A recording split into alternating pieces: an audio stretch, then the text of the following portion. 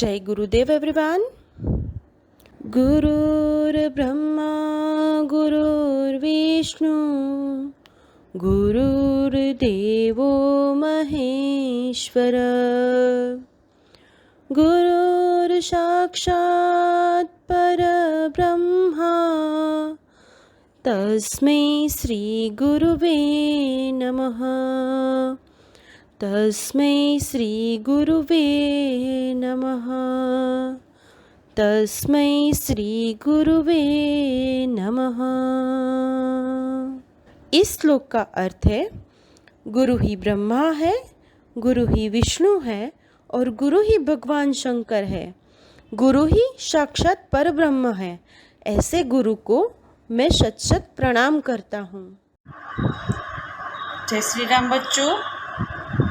जो हमारी हिंदी की पाठ्य पुस्तक है परिवेश, उसमें हमने सीखा था लेसन जो हमारा काव्य है 4, हमसे सब कहते।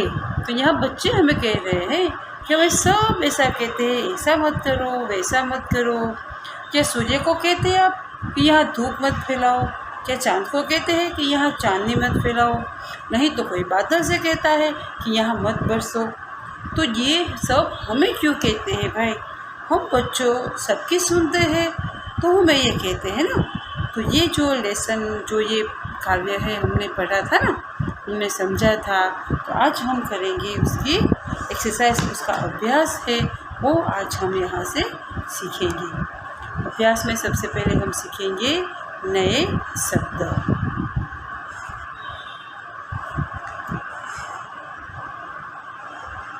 नए शब्द में है यहाँ चांदनी, उसे कहते हैं रोशनी। चांद की रोशनी, जो चंद्रमा है, जो चांद है, वो अपनी रोशनी ज़मीन पर फैलाता है, तो चांद की रोशनी उसे कहते हैं चांदनी।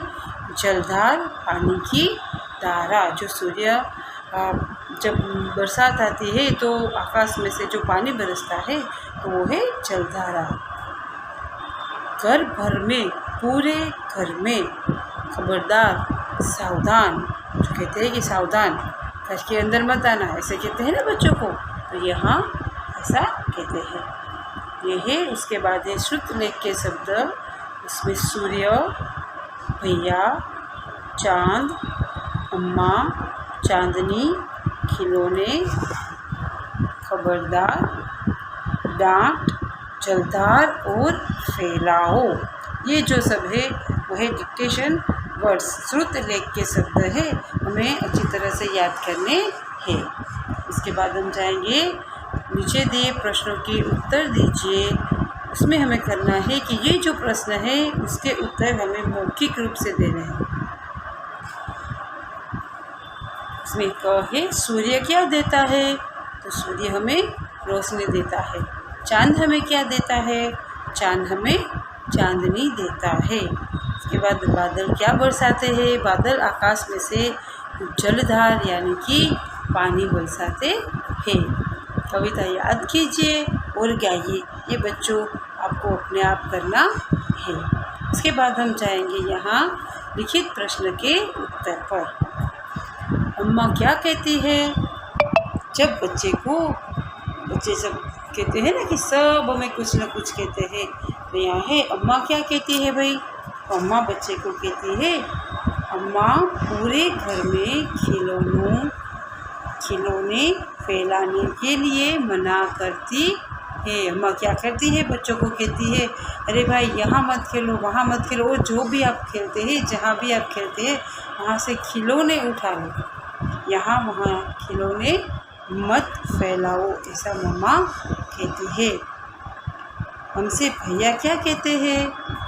भैया कहते हैं कि यहाँ न आओ, भागो जाओ। क्या कहते हैं भैया? यहाँ न आओ, भागो जाओ। या ऐसा क्यों कहते हैं भाई कि जब भैया काम करते हैं, कुछ जो काम करने में वो बिज़ी है, तो वो हमें क्या कहेंगे बच्चों को कि यहाँ मत आओ, चलो भागो भागो, हमें काम करने दो, ऐसा कहते हैं। इसके बाद है पापा कहाँ खेलने के लिए मना करते हैं? बच्चों को सब मम्मा भी कहती है, भैया भी कहते हैं, और पापा क्या कहते हैं भाई? पापा घर के अंदर खेलने के लिए मना करते हैं। पापा क्या करते हैं? घर के अंदर मत खेलो, ऐसा कहते हैं। यहाँ जो इस कविता हमने पूरी पढ़ी ना, सुनी पढ़ी, तो इस कविता किसने लिखी है भाई? उसके कवि कौन है? इस कविता के कवि निरंकार देव सेवक है। यहाँ हमें जो ये कविता समझाई है, लिखी है, जिसने की है वो कौन है? उस कवि का नाम है निरंकार देव। इसके बाद बच्चों आपको क्या करना है कि ये जो है दी गई पंक्तियों की अगली पंक्ति लिखनी है। वो आपको कहाँ से करना है? आपके बुक में से देखना है कि जो पंक्ति आपको यहाँ जो दिए, कोई नहीं चांद से कहता, तो उसके आगे की पंक्ति हमें आगे से देकर लिखना है। उठा चांदनी को ले जाओ। इसके बाद ये बादल से कहता कब कोई, क्यों चलता यहाँ बरसाई, हम पर ही सबका बस चलता, जो चाहे वह डांट बताए। तो यहाँ जो ये कविता है, तो ये लाइन है और अगली लाइन इसके पीछे वाली लाइन है, वो हमें लिखना है। जो ये लाइन दी गई है, इसके पीछे वाली लाइन है, वो यहाँ हमें लिखना है। तो ये जो काव्य की पंक्ति है वो इनकम्प्लीट है, हमें ये कंप्लीट करनी है। इसके बाद भाषा की बात हमें यहाँ बताई गई है। तो सबसे पहले हमें करना है भाषा की बात। उसमें है फर्स्ट, समान तुक वाले शब्द लिखिए। जो समान तुक, उसका जो तुक होता है वो समान होता है। जैसे धूप तो सुप, द के साथ उ की मात्रा आई तो धूप हो गया, तो स के साथ भी उ की मात्रा, और सुप, दो जो शब्द है जब हम पढ़ते हैं तो दोनों समान तुक वाले लगते हैं, होते हैं। इसी तरह घर बर, अंदर बंदर, बस दस, कब सब, मत लत, ये जो सभी शब्द है वो समान तुक वाले शब्द है। इससे हमें भाषा ज्ञान होता है हमारा। उसके नीचे है हमें प्रश्न नंबर 2, पढ़िए, समझिए और लिखिए। उसमें क्या करना है बच्चों में? सबसे पहले पढ़ना है चांदनी। तो यहाँ जो शब्द है उसको पूरा का पूरा यहाँ उसका अलग किया है। च, इसके बाद द, इसके बाद न, तो चांदनी, च प्लस द प्लस न, तो ये पूरा जो शब्द है उसको अलग किया है, चांदनी। इसके बाद है जलधार, ज प्लस ल प्लस धा प्लस र। आपको ये जो सभी एक एक व्यंजन है उसको अलग करके, पूरा शब्द है उसको अलग करना है, एक एक व्यंजन को लिखना है। इसके बाद है बादल, तो आप यहाँ लिखेंगे बा प्लस द प्लस र। ऐसे यहाँ है खिलौने। इसके बाद खबरदार, सबका, आपको ये सभी शब्द है वो अलग करके लिखना है। देखो इसके बाद यहाँ जो दिया गया है ना, जो सबसे पहला वर्ण है उसको बदलकर नया शब्द बनाना है। जो ये पहला शब्द है यहाँ अंदर, तो आपको एग्जाम्पल के लिए उदाहरण के तौर पर दिया है कि बंदर, ये उसके अंदर है, उसने बदल दिया उसको बंदर में। ऐसे ही ये पर, तो ये हो गया नर। नर मीन्स पुरुष, जो पुरुष होता है उसको नर भी कहते हैं। इसके बाद है भैया, तो हो गई यहाँ नैया, नाव, नौका। खेल, तो ये हो गया मेल, यहाँ तो वहाँ। पर कर, ये जो सब है ये सभी शब्द है, उसके जो पहले वाला शब्द है वो हमने बदल दिया और ये शब्द का अर्थ भी बदल जाता है। इसके बाद यहाँ है बच्चों, देखो सही शब्द पर सही का चिन्ह लगाइए। तो यहाँ हमें क्या करना है कि ये 3 शब्दों में दिए गए हैं, उसमें से एक शब्द है वो सही है, बाकी के जो शब्द है 2 दिए गए हैं उसकी मात्रा कहीं ना कहीं गलत है। वो हमें पहचान कर, समझ कर उसको क्या करना है, जो अलग है, जो अलग नहीं है, उस पर जो सच्ची है, सही शब्द है, उस पर हमें सही का निशान लगाना है। तो यहाँ है चांदनी, चांदनी और चांदनी। तो ये देखो जब हम बोलते हैं चांदनी तो च के ऊपर ये चंद्र बिंदु की मात्रा हो जाती है। उसके बाद है खिलौने, खिलौने और खिलौने। तो यहाँ जब हम खिलौने बोलते हैं तो इसी तरह ख की चोटी की मात्रा, ल के साथ ओ की मात्रा और ने खिलौने, तो ये जो शब्द है वो सही है। उसके बाद है अंदर, अनदर, अंदर। तो जब अंदर से शब्द जो सही शब्द है अंदर, ये है ये अंदर। और उसके बाद भैया, भैया और भैया, तो ये जो 3 शब्द है उसमें ये जो भैया लास्ट है हमारा वो सही शब्द है। इस पे हम क्या लगाएंगे, सही का चिन्ह। इसके बाद जो हम पीछे की एक्सरसाइज करेंगे उसमें क्या है बच्चों कि आपको जो है शब्द वो लिखने नहीं है, जो ये आपको प्रश्न दिए गए हैं ना, मगर हमें सिर्फ समझने हैं।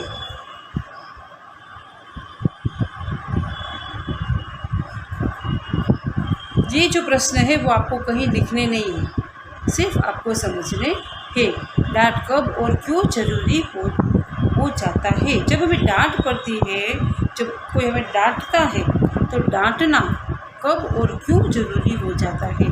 जो डांटना पड़े हमें किसी को तो ये क्यों जरूरी है। देखो बच्चों, कभी ऐसा होता है कि बच्चे गलती करते हैं या जिसको भी डांट पड़े वो गलती करते हैं, तो अगर उसकी गलती के लिए उसे डांटा न जाए तो वो ही गलती वो बार बार करेंगे।